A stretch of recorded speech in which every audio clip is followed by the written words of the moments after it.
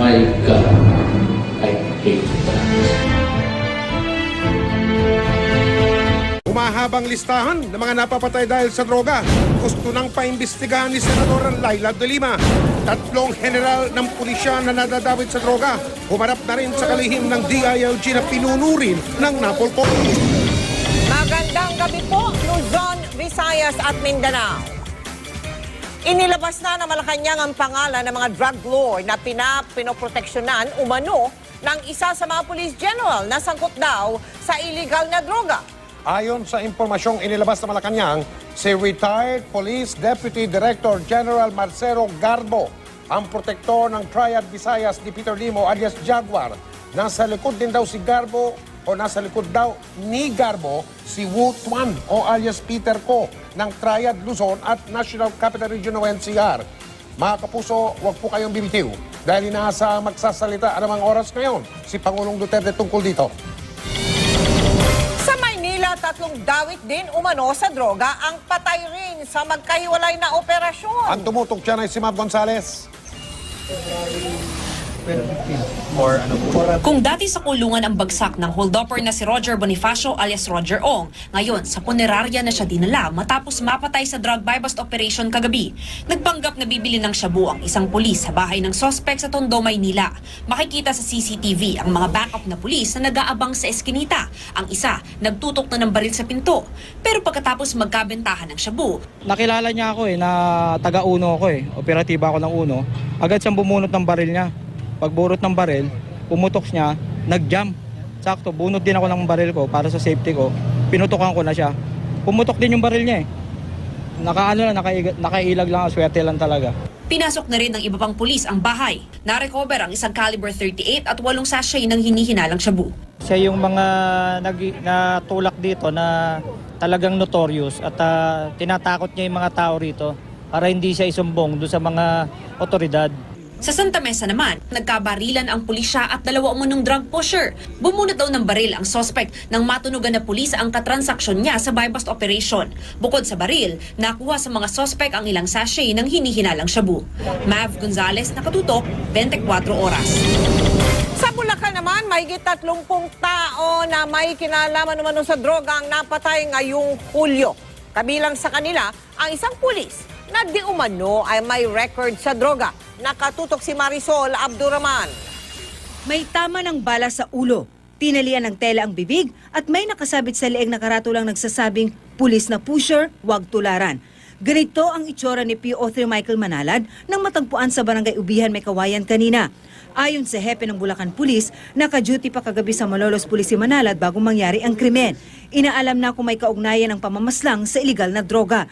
Nito lang daw Martes, nagpositibo sa random drug test si Manalad na dati nang ma-record din kaugnay sa droga. Na-find out namin ay mayroon siyang mga derogatory records for his involvement in illegal drugs. Lahat ng taong bayan ay galit na dito sa illegal na droga. So hindi ko masasabi kung mayroong mga vigilantism na nangyayari. Nagtungo kami sa bahay ni Manalad. Ang nagpakilalang pinsan lang niya ang humarap sa amin. Hindi pa raw handa ang pamilya na magbigay ng pahayag. Kagabi, patay din ang isang sinasabing top drug pusher sa Baliwag. Ayon sa CIDG, nakipagbarilan sa kanilang suspect na si Federico Ramos. Isa namang hinihinalang biktima ng summary execution ang natagpuan sa barangay Lugam, Malolos. Inaalam pa ang pagkakakilala ng biktima at ang motibo sa pagpatay. Mula July 1, 35 na ang bilang ng mga napatay sa Bulacan na may kinalaman sa droga. Meron daw 10 pang pulis ng Bulacan PNP na sangkot sa iligal na droga. Kaya pinakikiusapan sila ng hepe ng Bulacan PNP na sumuko na lang. Bago pa raw sila pangalanan. Baka masapit nyo o matulad kayo dito kay PO3 Manalad kung anong nangyari sa kanya. Marisol Abduraman, nakatutok, 24 oras. Excuse me po.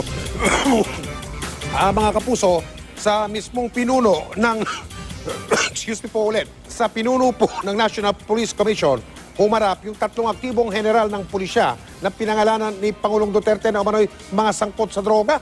Nakatutok si Chino Gastong.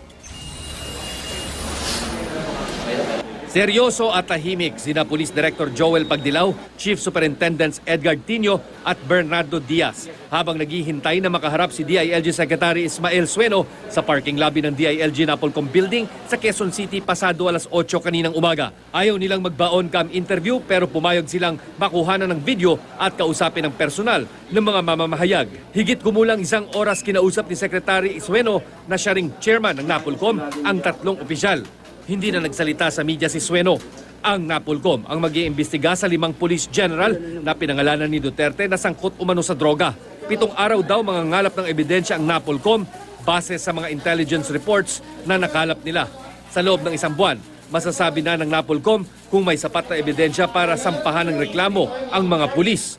Ayon sa palasyo at sa PNP chief, walang nilabag ang Pangulo nang pangalanan niya ang 5 police general. No law nor due process has been violated. The President has been asking the people he has named to come out in the open and explain their side. Walang na-violate na batas si Presidente sa pagbigay ng mga pangalan na yun. Dahil moral obligation niya yan na malaman ng publiko kung sino yung mga involved na tao. Ayaw magsalita ng PNP chief kung gaano kabigat ang ebidensya laban sa 5. Si President Duterte raw ang nakakaalam nito. Kung sakasakali na hindi sapat yung ebidensya against these 5 generals, pwede pa nilang baliktarin yung nauna ng pronouncement ng Pangulo? Bahala sila. Karapatan nila kung anong gusto nilang gawin. Pero ako kung ma-acquit sila, di papasalamat ako. Salamat ako na hindi sila na-convict. Retirado na sina Marcelo Garbo Jr. at Vicente Luot na mayor ng Daambantayan Town sa Cebu. Sina Diaz, Tinio at Pagdilaw ay nasa active service pero nasa floating status na ngayon. Itinanggi na ng 5 ang akusasyon laban sa kanila at kumpiyansa raw silang malilinis nila ang kanilang pangalan. Shino Gaston, Nakatutok, 24 Oras. 103 na ang bilang ng mga napapatay na sangkot umano sa iligal na droga. Ayon sa datos ng Philippine National Police, mula lang yan nang mahalal si Pangulong Rodrigo Duterte hanggang nitong linggo. Dagdag dyan ang inarestong drug pusher sa Pasay na namatay ng manlaban daw kahit nasa istasyon na siya ng pulisya. Patay pati ang ama ng sospek. Kaya kine-question ng kanyang pamilya kung lehitimo ang pagkakaaresto sa kanya. Ang reklamo pa ng kinakasama ng naaresto, pati puwitan ng kanyang batang anak, sinilip ng mga pulis kung may droga. Nakatutok si Sandra Aguinaldo. Kuha ito ni JP Bertes, isang hinihinalang pusher, matapos siyang arestuhin ng mga otoridad sa kanilang bahay sa Barangay 72, Pasay City. Dahil ayaw umano siyang hiwalayan ng kanyang amang si Renato, kasama na rin itong nakulong.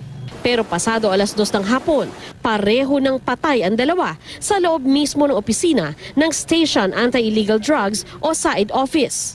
Nang agaw ng baril doon sa tao ko, nung tinatanggalan ng samposa, sa sobrang laki niya at litong tao ko, napilitang lumaban yung mga tao ko. Hindi ganap na maidetalye ni Taa kung paano nangyaring nanlaban pa umano ang suspect gayong nasa loob ito ng Pasay Police Headquarters. Napasugod naman ang pamilya ng mag-ama, pati ng live-in partner ni JP na si Hara. Maraming katanungan ng pamilya. Ayon sa pamilya, questionable umano ang pagdampot sa mag-ama dahil wala umanong arrest at search warrant ang mga pulis. Aminado naman ang Station 4 na wala ngang warrant, pero pag on the spot ka naman, din na kailangan ng mga warrant of arrest eh. May mga initial violation yan. Sa investigation na lang natin malalaman. Nananawagan po sa Presidente. Yung mga pulis na inaano niyo po, hindi po makatarungan yung ginagawa po sa asawa ko. Baka po gawin rin sa ibang tao po yan. Kaya kailangan po gawan niyo na po ng aksyon. Kwento ni Hara sa paghahanap ng isang pulis ng droga sa kanilang bahay, pati umano ang anak niyang 2 taong gulang na babae na karanas ng hindi maganda. Ginawa po ng isang pulis. Likod mo lang. Ginanyan po niya. Ginanyan niya. Inanyampet ng anak ko. Sabi niya, nandyan, tinatago mo. Itinanggi naman ito ng pulisya. Hindi mangyayari yun sa dami ng tao doon. Yun pa ba ang asikasuhin mo yung 2 taon? Siyempre, allegation na lang. 2 musmos na anak ang naiwan ng suspect. Pangatlo ang nasa tiyan ng kanyang asawang buntis. Susuko na daw dapat sa mga otoridad si JP ngayong araw sa pangambang baka itutumba siya. Pero huli na ang lahat. Sandra Aguinaldo, Nakatutok, 24 Oras. Drug Independence Day, yan ang tema ng pinakabagong parada sa mga Manoy drug pusher sa Tanawan sa Batangas. Ang isa sa kanila, kinausap na noon ang alkalde na tumigil na sa pagtutulak pero pumalik din daw siya sa iligal na gawain. Nakatutok si John Consulta. Eksklusibo. Sinilakay ng mga otoridad ang iba't ibang target sa Tanawan, Batangas na mga tulak at user umano ng illegal drug. Pa mga parokyano ng isang drug den kung saan na-recover ang di pa natutukoy na dami ng shabu. Ang isa sa naaresto kasama sa mahigit 40 sinulatan at kinausap ni Mayor Antonio usapang huminto na sa pagbebenta ng droga. Pero pagkatapos ng dialogue, agad daw na huling bumalik sa pagbabatak. Ang gusto ko lang ay makatulong sa inyo para maituwid yung buhay nyo. Baka mapatay kayo dyan. Kung hindi kulungan, libingan.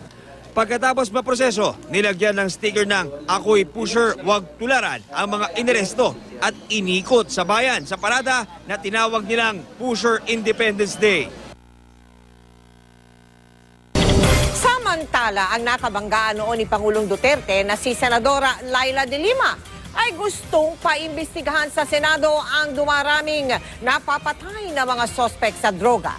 Nakatutok si Jam Sisante. Nakasubsob sa damuhan ang sinasabing numero 1 umanong drug personality sa Buhi, Camarines Sur.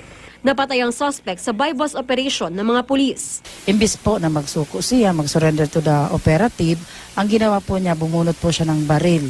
Unknown caliber pa po, and then tinutok agad doon sa mga operative. Nagkaroon po ng shootout. Sa Bataan, patay rin sa umunay shootout ang 2 tulak daw ng droga. We are following the marching orders ng aming chief ng Philippine National Police. But we basically complied with that marching orders legally. Nanlaban din umano sa pulisya kaya napatay ang numero 1 drug personality sa Batangas na sangkot din daw sa gun for hire. Niraid ang bahay ng suspect sa bisa ng isang search warrant pero namaril umano si Julian Carpio at kanyang anak na patay rin sa shootout. Dagdag sila sa dumaraming mga napapatay na drug suspect sa gitna ng anti-drug campaign ni Pangulong Rodrigo Duterte. Bukod pa yan sa mga nasawi matapos pagbabarilin ng mga hindi pa nakikilalang salarin. Gaya na lang sa Bohol, isang umunay drug lord na kalalayan lang ang nasawi. At sa Ormoc, Leyte, kung saan nagtamo ng 7 tama ng bala ang numero 1 sa drug watchlist ng pulisya. Si Senador Laila de Lima nababahala rito kaya hihilingin daw na imbestigahan ng Senado ang issue. There are just telltale signs of summary executions in a number of them. Perhaps some of them are legitimate, meaning talagang, nanlaban ng agaw. Pero hindi naman pwede na lahat yan. Nakabanggaan na dati ni Duterte ang dating Justice Secretary at Chairman ng Commission on Human Rights. Mula nang punahin ni De Lima ang pagkakaroon di umano ng Davao Death Squad na pumapatay sa mga suspect sa krimen noong alkalde pa si Duterte. Si Senador Panfilo Lacson ang nakatakdang mamuno sa Senate Public Order Committee na posibleng humawak sa investigasyong hihilingin ni De Lima. Ang presumption lagi is regularity in the performance. Kung mayroon mong ebidensyang lalabas on the contrary, they will have to defend themselves. Nauna nang naghain si Ifugao Representative Teddy Bagilat ng resolusyon upang imbestigahan ng issue sa Kamara. Jam Sesante, Nakatutok, 24 Oras. Mga kalaban daw sa politika ang nasa likod ng anyay black propaganda at pagdawit sa kanya sa iligal na droga. Yan ang iginiit ni Daan Bantayan Mayor at retired General Vicente Loot. Live mula sa Camp Crame, Nakatutok si Trisha Zafra. Trisha.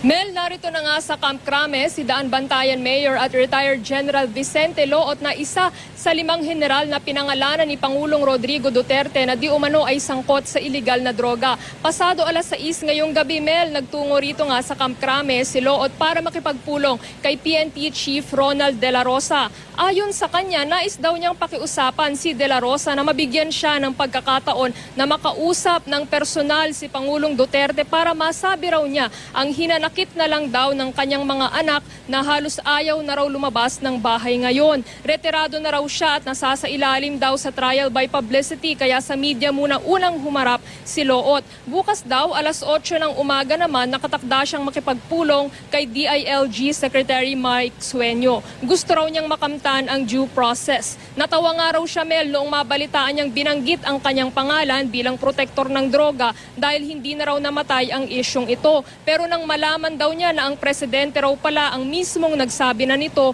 gumuho raw ang kanyang mundo. Black propaganda raw ito laban sa kanya. Tuwing eleksyon daw at tumatakbo ang kanyang asawa, lumulutang daw ang isyong ito laban sa kanilang pamilya. Nagsimula raw magulo ang kanilang buhay nang magdeklara ng salin ang kanyang asawa bilang mayor. Tinanghal pa raw noon na richest mayor ng Region 7 ang kanyang asawa. Ang asawa raw niya, paglilinaw niya, ang may mga ari-arian at siya raw ay ito raw mga ito ay pinaghirapan ng kanyang asawa at marami raw rito ay naipundar noon pang dalaga ito. Dati na raw silang naisailalim sa lifestyle check at nakasuhan pa raw sa ombudsman dahil sa umano'y unexplained wealth. Pero naipaliwanag naman daw nila ang pinagmula ng kanilang yaman.